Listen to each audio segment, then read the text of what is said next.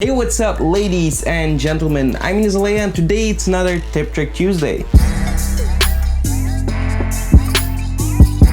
In today's Tip Trick Tuesday, I'm going to be talking about color accuracy and why you should think about calibrating your monitor and having a color checker in your arsenal. So I quickly wanted to thank Datacolor. They provided me with this spider and this spider checker, which is actually a color chart, as you can see right here, that allows you to see all the colors in your scene and then correct them afterwards. They didn't reach out to me, I reached out to them because I was really interested in calibrating my monitor and having a color chart, so I'm sure that I'm working with accurate colors, with accurate exposure and contrast. And the reason why you might also want to check this out is because your monitor might not be displaying the right and accurate colors, and most probably if you have never calibrated it, it's not going to display any accurate colors. And you've probably already noticed that if you edit something on your computer, whether it's a video or a photo, and you export it and you see it on a different display, such as your smartphone, your other laptop, or on a friend's monitor,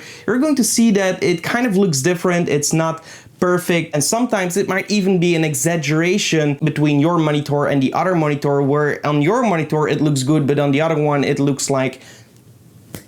And the reason why this really is because every single monitor manufacturer uses their own color profiles. And some of them are accurate in the color display, but they don't take into consideration the light in your room. And for everyone, basically, that's the same. You've probably already seen some color grading artists. They work in very dark situations. In a darker room, they don't have white walls. They have more like a gray tone wall, a darker gray or a black color wall. But what if you have like a green wall or a blue wall or a red wall, and it's actually casting into your monitor, where you have like warm lights and cold lights and blue lights. All of these different colors might actually mess up your color accuracy of your monitor, and you will be seeing a well represented color on your monitor, but it's actually a cheated version of the actual colors that you should be seeing. After calibrating my monitor, I saw a huge difference, and it actually looked a little bit weird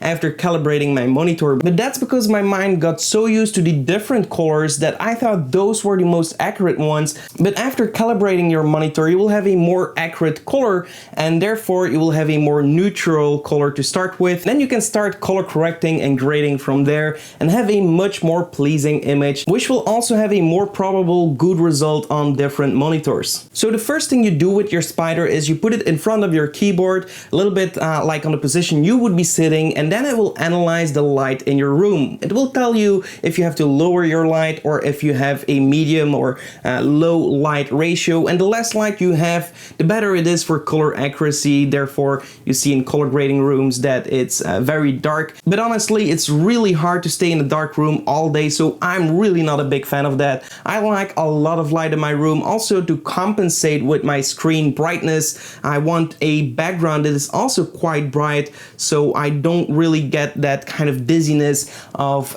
just focusing on my screen all day, because I'm all the time in front of my computer. So it will analyze your light. Then you have to place your spider on your monitor. Use the counterweight to really put it in place. Make sure that the spider is on your screen and it actually sticks on your screen. And to do this, you simply can tilt your screen a little bit so the spider can rest on that position. And after that, you just click next. All the rest is automatic. It will go through a bunch of colors to really kind of accumulate enough information to change its color profile based on that. It will also ask you to adjust the brightness manually of your screen and then to update that version so you get a kind of neutral brightness as well. And after it's done processing through all of these settings, and it's automatically going to install that profile. You can still compare the previous version of your colors and then the calibrated colors, and if you do this for the first time, you will see a huge difference most likely, and it could be a little bit weird, but you will get used to it.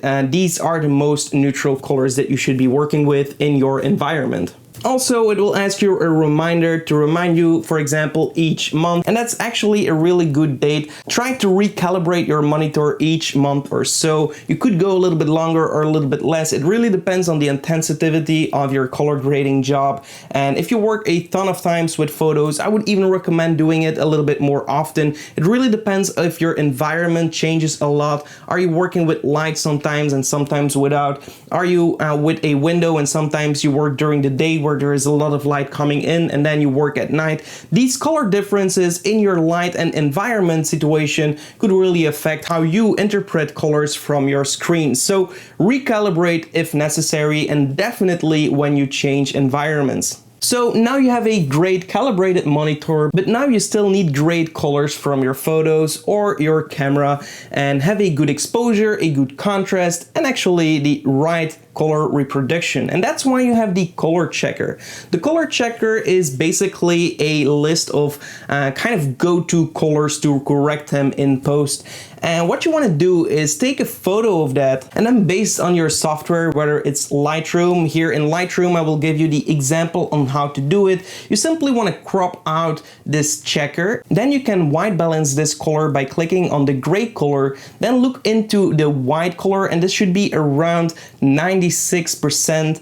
If it's not, then you just shift the white point in your Lightroom setting, and then you can head over to the black color and check if it's around 4%. If not, you adjust that as well. Once you've done that, now you have a correct contrast and a correct exposure for your image. So next, what you want to do is make sure that you downloaded the data color checker before you opened Lightroom. And I actually forgot to mention that, but you can download that on their website. I will all put links in the description so you can go and check them out. After you have done that, you go to your menu bar, click on Photo, Edit in, Spider Checker, Editing, and you will open that up in the Spider Editing software. Here you will see a bunch of colors which represent the colors on your chart, and basically you want to line them up by scaling these colors into the right position and moving them into the right position. Then once you've done that, you can go into this menu and click on Portrait. And then you can export this back to Lightroom, and then you can export it back to Lightroom. You can give it a name, and then you will see it in your user presets. Now if you select a photo that was in the same environment where you took the photo of your color checker from, you can apply this preset and you will get accurate colors. And that's basically what you can also do with your video. So if you have a video, you simply make sure that this color chart is in front of your video before you start recording. Then you take it away and you can use a snapshot to recalibrate your colors from your video and make them accurate. There are plenty of different workflows to do this. I'm not going to cover that in this video. I just wanted to show you that it's out there and it's possible to really get accurate colors. It's very important for skin tones, getting the right contrast, and it's just so nice if you are, for example, on a wedding where you want to have the exact colors. And especially when you're working in an environment like a wedding, there are a ton of lights that really change the colors on your camera, and therefore it's getting really difficult to recreate them in post and fix your colors. So if you would have your chart with the lighting conditions of that environment, you can put that in there and recreate the exact color, and then you will get a normal dress color, a normal skin tone, and your bride and groom are very happy. But this works in any kind of situation, and I find it so important to have right colors, but it's super hard if you don't have a checker or any kind of reference to recreate them afterwards. Alright, so I hope you enjoyed this video. If you did, give this video a like. Also, be sure to subscribe to the channel for more and hit the notification bell so you get notified when I upload new videos. Also, check out our website. We have a bunch to offer for any kind of digital creative. And if you buy something from our website, it helps to support this channel. Also, all the links will be in the description so you can go and check them out. Hope to see you guys in the next one. Goodbye.